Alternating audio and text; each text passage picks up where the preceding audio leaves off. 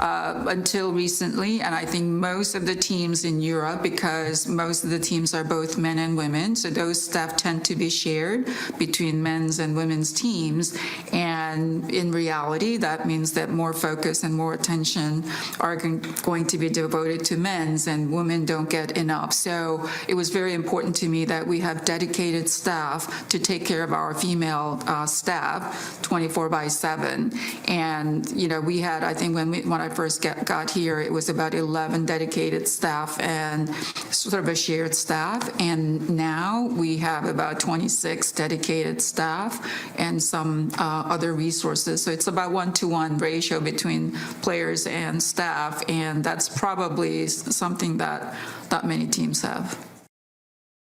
Wow. First of all, Michele Kang's goals from start to finish, from outfit to what she's saying to how much she has invested into women's soccer. But what she just said there is a big deal. That's basically a 1-to-1 player to staff.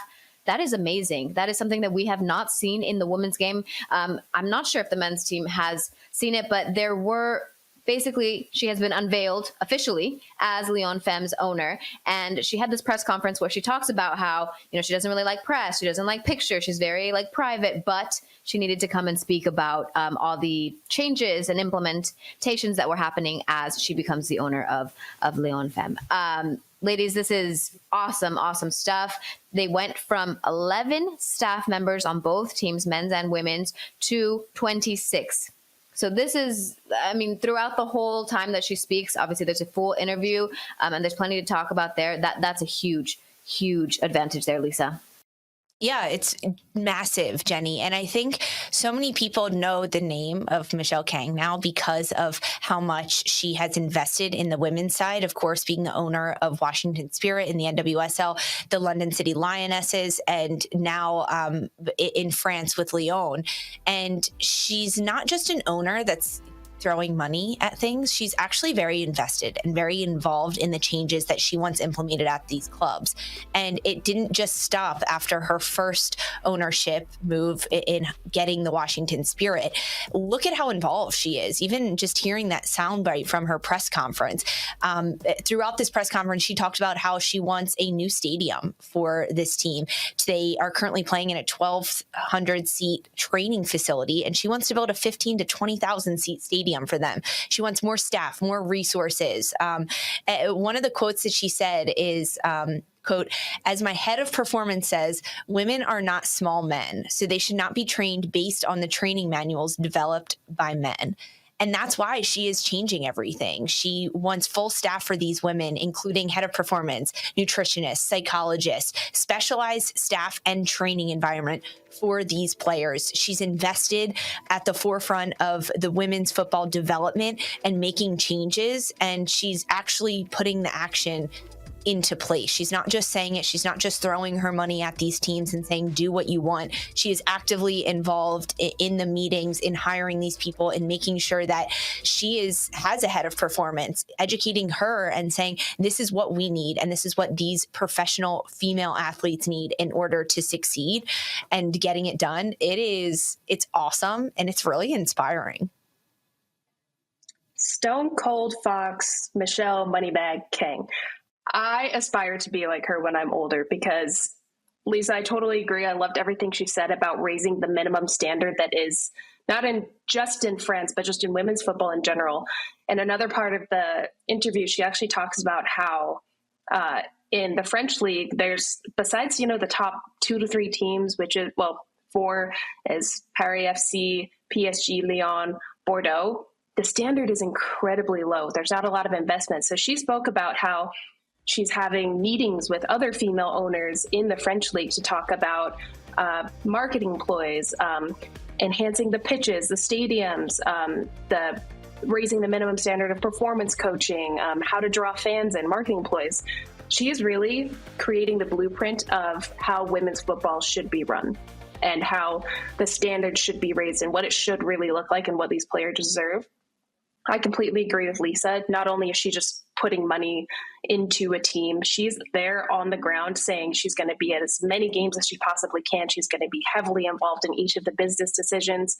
And she's trying to improve the league, which is so huge. As an American going overseas and doing that, and I think building that relationship with the Spirit, the NWSL, and Diwan Arkema and Lyon is going to be really, really something that we should look out for in the future, because I think we're going to see a lot of more crossover, hopefully between owners in both leagues and around the world.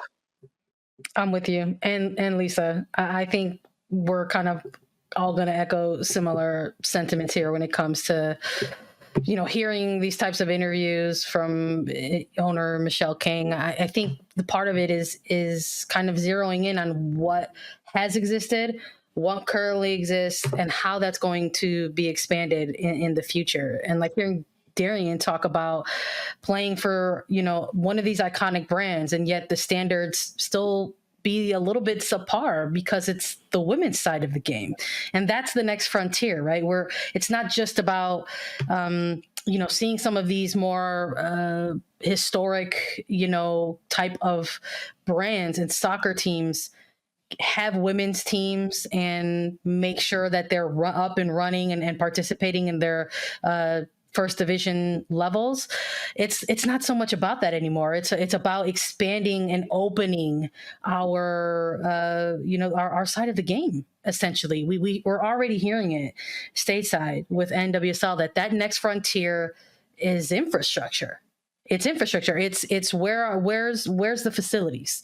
It's where's the locker rooms. It's where's the specific training site for these women's teams. You know, again, we talked a little bit about USL coming into the mix and the American landscape and how things are going to look there.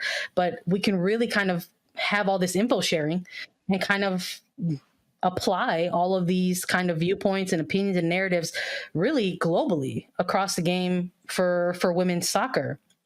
The fact that we have Michele Kang with an ownership stake in the Spirit, in Lyon and London City Lioness, and she's going to these different teams and finding similar subpar standards, I think is what something is the main takeaway here, that it actually doesn't really matter where in the globe you go. You're still finding that it's not adequate, that it's not enough for your women's team. So I love that, you know, even if she's someone that doesn't do a lot of media, that she is being vocal, that she is being honest and transparent about that, because it's one, yes, everyone wants to say, wow, look at Michele Kang. She's the owner of one of these like very historic teams, an iconic team that has won so much. And that's all great. And then she gets there and she goes, well, let's talk about what we could do better here. That's what I appreciate, and that's what I enjoy. So I hope that this is just the beginning, really. We're just witnessing the beginning of all this. We need to have it everywhere, not just via Michele Kang and her soccer conglomerate that she's building. Beautifully said, guys. Again, I'm just such a big fan of Michele Kang and everything that she's doing for the women's game. But not only is she doing this in Lyon, like there's so many different aspects to it. She said there's no shame in the fact that I'm taking stuff from the men's side and I'm implementing it. And I hope that, you know, whoever wants to know what I've learned and what the research that's happening, I want to share it with everyone. You know, she said, I want to share with all the teams to improve French football. And beyond that, you know, she's going to be willing and open to just improving conditions for everybody in the women's games. I think that that's beautiful. But there's two things that really stuck out to me, and I'm not going to do it, you know, I'm going to do it a disservice just because there's so much that she talked about that I want to get to, but there's not enough time on our pod. You have to go and listen to the full interview or the full press conference. But she talks about the training methodology aspect, making sure that they do the research for the women's game, because the majority of research, I think she said 90% of the research that's done about, you know, training and men's bodies is on the men and not the women. So those things don't really go into play with these training methodologies that are for the men. They're not small men, they are women. So that's one thing. And all of that research that is done, that one-to-one player to coach situation will improve the game for women substantially. We talk about ACL tears. We talk about, you know, all of these things and what needs to be done to avoid it.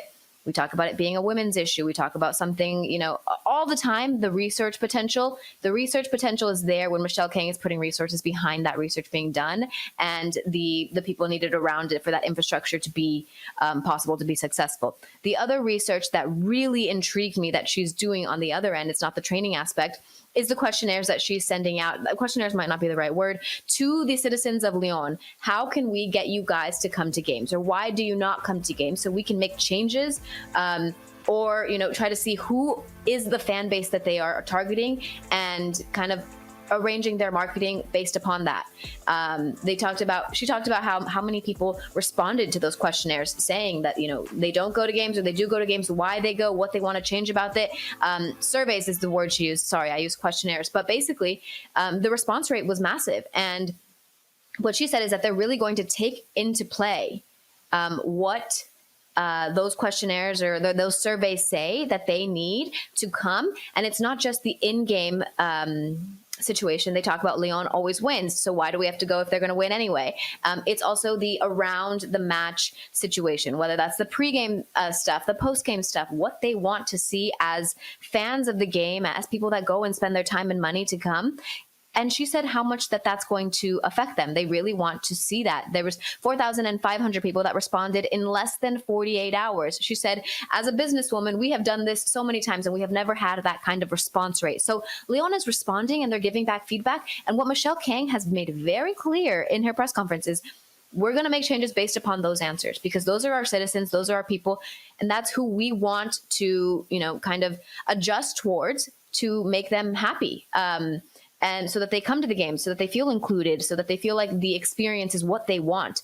That, for me, was so powerful, because that's the research that we all need. Once she gets that research, I mean, the women's game here in the United States will also benefit from that. And maybe more surveys can be done to get more viewership around our game. So I just think that that's absolutely beautiful and a great point that she made. Both of those aspects of going ahead and making sure that she does the research aspect and not just putting money in blindly, making sure that there is, something beforehand to decide how to allocate your money, how to allocate your resources. I absolutely am a fan of, and I just can't say enough how much I love that.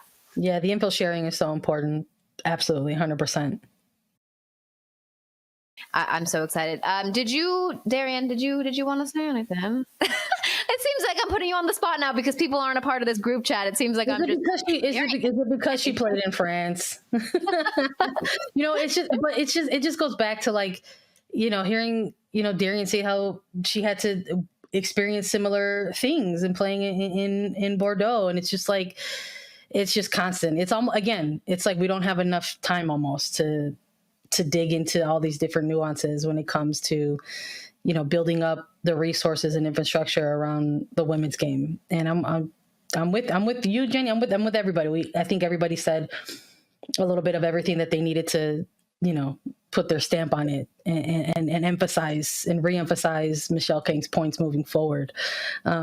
It's the info sharing, I think, is the big aspect for me. Again, this is an owner who's putting money into a club in the NWSL in the United States, a club in Lyon in France, and in England with London City Lionesses. We didn't even talk about the fact that the Lioness had to cancel their FA Cup game because of the pitch, a subpar pitch. They had problems with that.